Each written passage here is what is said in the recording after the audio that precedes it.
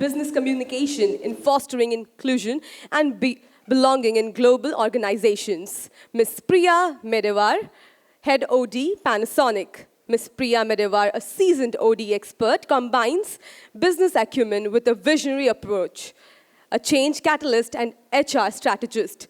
She thrives in effective communication and meticulous implementation with a perpetual smile and resilient spirit. Priya excels in talent management, development, performance, and HR analytics. Let's give it up for Ms. Priya Medewar. I'll tell you. You have to just put This. Yeah, okay. So, good afternoon, everyone, and we'll play a lot of games after this session of gamification. So, where did you face? So, today's session is about business and language. The topic itself was very heavy, but role of language and business. So let me keep it simple that how is business and how is language playing more importance in the business and how is DEI playing in that, right? So let me make it simple for you all. So where did you all face? Did you all face any language where you felt excluded?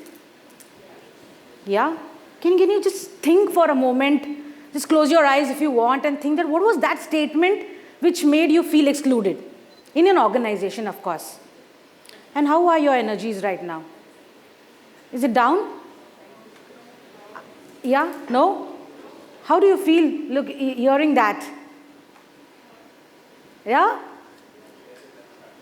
Sorry, yes? Sorry, I can't hear you.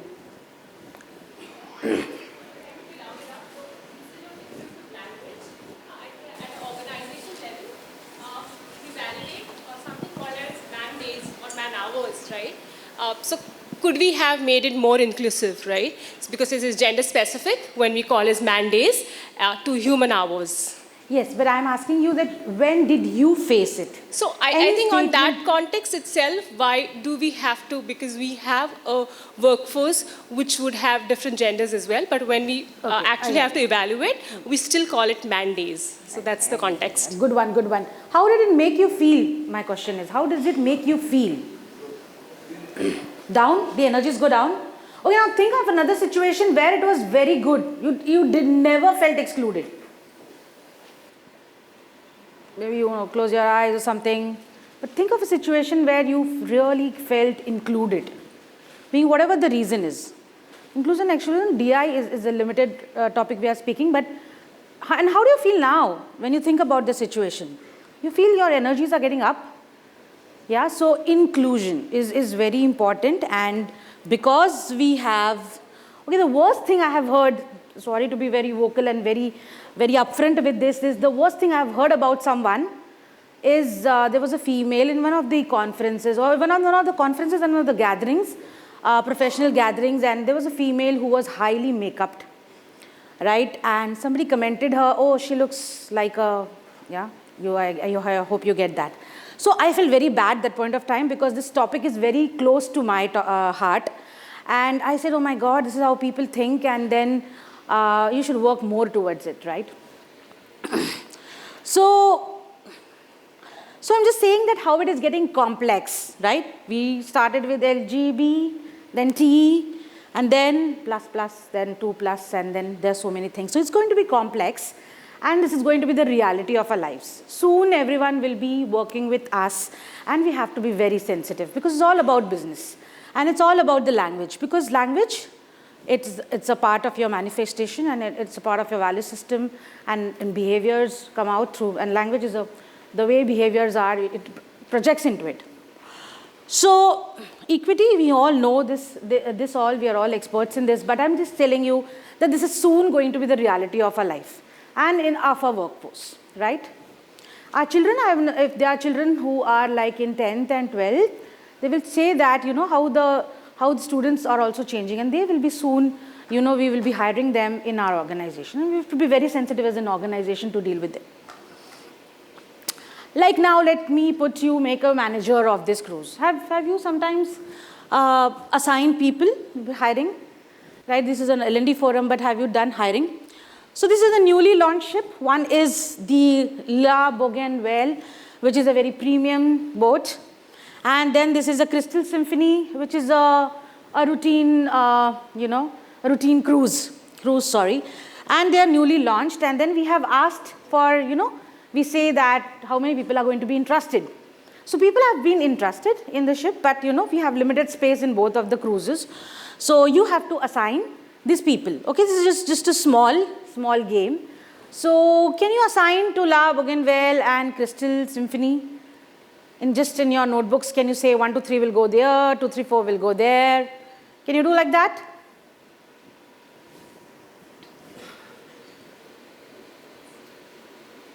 Yeah, have somebody done it?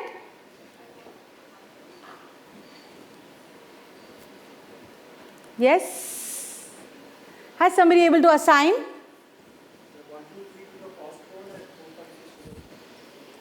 Any criteria for your decision making? No, just randomly you put it. Okay, he says there is no background. Let me give some background to you. Now will you do it? So he says again 1, 2, 3 for the La Bougainville and 4, 5, 6 to the Crystal Symphony. Are you okay? Everyone's okay with this? Anybody has a different opinion here? Yeah, who's that? Yeah.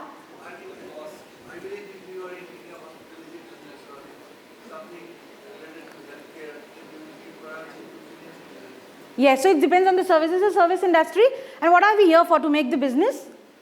Why? There is a cruise which is like, La Bougainville, which is a very premium segment. And what does it mean to the business?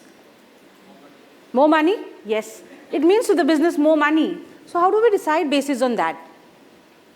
Has an income information been given here? So it's business and it's language. And it's the way we look at people. I can say that if a student, she is in NYU, she can afford a La Bougainville and a Crystal Symphony both. I cannot make judgments on anything, on any information. It's about how much the money they have and how much they have to put it. So many times, this is just a game, but many times you'll have to face a situation where there is unconscious bias which we face. And unconscious bias is the very base to the DEI and there are a few more topics. Okay, so psychological safety, right? Very, very important now in the context of the business. Once the business is what do we face outside, and the business is what do we face inside. Inside is our people as well, and what kind of language. So that was the business part, and this is the language part. So what kind of language you use? I'll give some pointers in the next slides, but it's why it is important. Psychological safety is very important. If it gets attacked, your engagement drops heavily, right? So how does Panasonic, I represent Panasonic, and how do we do it from the top leadership, right? This is the Panasonic Global Holdings aspiration. Aspiration, it says work with sense of fulfillment, work together by giving a full play to individuality, diverse human resource, culture of open discussion, participative management through collective vision. Very, very strong, roped in everyone's KRAs and DNAs, and we do a lot of training on this, and we do a mandatory training on how do we keep psychologically healthy environment and unconscious bias and few more things on DEI as well. And this is our HR strategy, physical and mental well-being, diversity. I would prefer not to take pictures. And this is our logo. Our logo is wired together, right? And we use it everywhere. And I'm very proud of this logo where it says that anyone, any forum, anyone, any business, any level, everyone is here to learn, aspire, and excel. And this is something we do to make sure the diversity, equity, and there are many more cartoon strips. By the way, this is AI cartoons.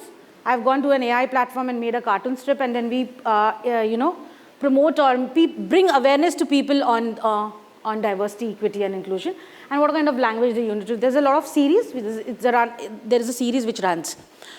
Okay, so there is a linguistic society which has a guidelines for inclusive language, and also when it comes to any legal language, it has to be very gender neutral. So today, I think there is a latest AI based, there's a law which has come up, it says she. It says she because he is a part of she. Right? So no one is going to use he again because he is a part of she, so they'll use she. But they also say that you use they or something like that. Okay, so what's your take on these statements, This is a snippet from my favorite series, and I watch it, I love it to watch it with my son, Inside Out, right? And that's the part of connects with your psychological well-being and the language. So that's how I put that picture there.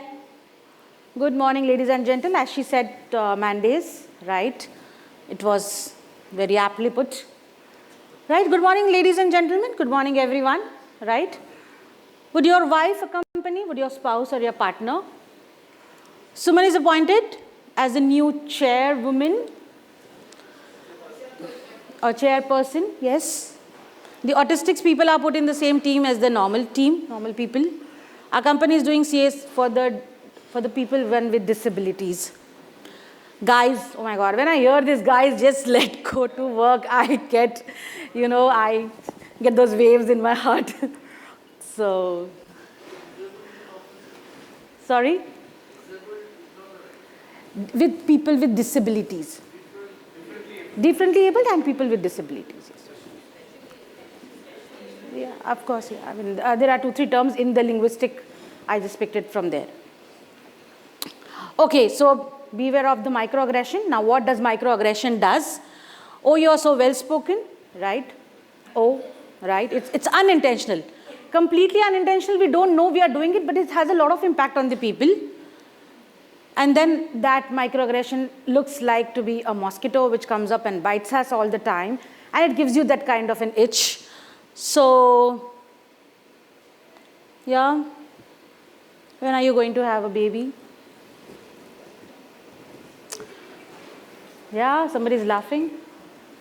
Somebody's able to correlate, I guess. Even I, every day in, day out, in the interview, they would say, when are you getting married? How old are you in marriage?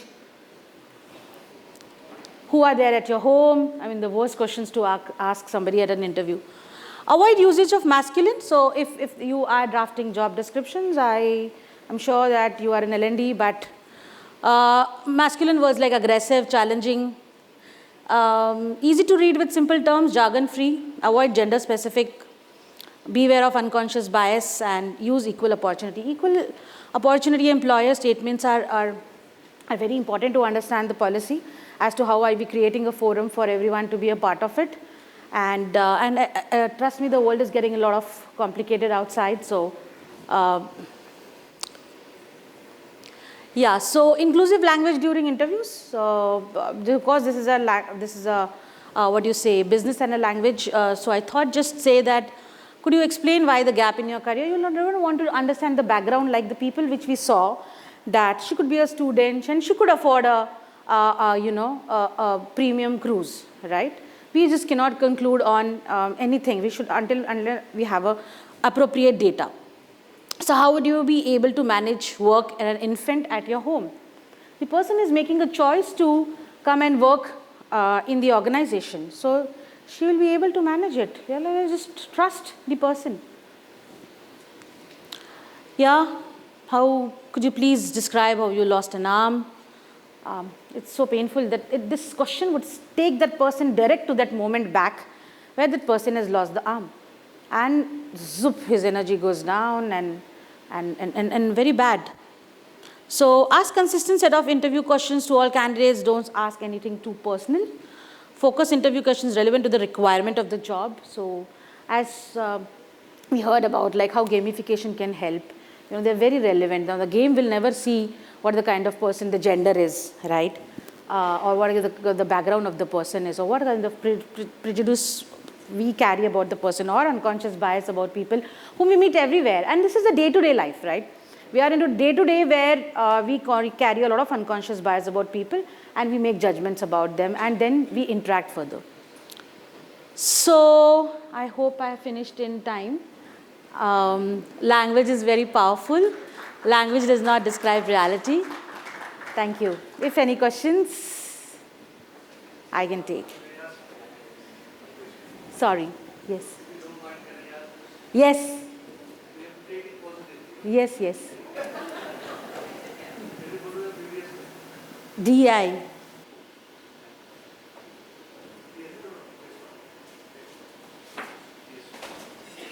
Have you ever handled operations with intense pressure? Sorry? Have you ever handled operations? With intense pressure? Yeah, with intense pressure. Maybe there were more assignments. I have done it under intense pressure. Stringent deadlines, more tasks. So I don't think the second question under first heading is an inappropriate question. So Because I, as an operations manager, I have to know that how much of time one person can do. so if you want me to share my experience, I had a 6 months baby and I had to launch a performance management tool in the organization, and there was a delight on board who was drafting the competency framework. And I think it's record when you do a competency framework design in an organization, design the whole performance management from scratch and launch it in 4.5 months by training Pan India. I don't think this kind of deadlines people would follow, because it's a lot of complexity in manufacturing organizations. So if you're comparing with operations to something with HR, again, it could be a prejudice, right? And what I feel that people who want to work and people who want to grow really put everything aside. So I got invite for this invitation yesterday 6 o'clock because one of the speakers left, and I made the PPT. I started making it 10 p.m. at night, and today when I had to come, my son had 6 loose motions already. So ask him. So however, that's how I'm here, and I will be pushing it off fast. Ms. Medewar. Okay, I would request Ms. Shraddha Pal, Head of Talent Management, Rustomji, to facilitate Ms. Medewar.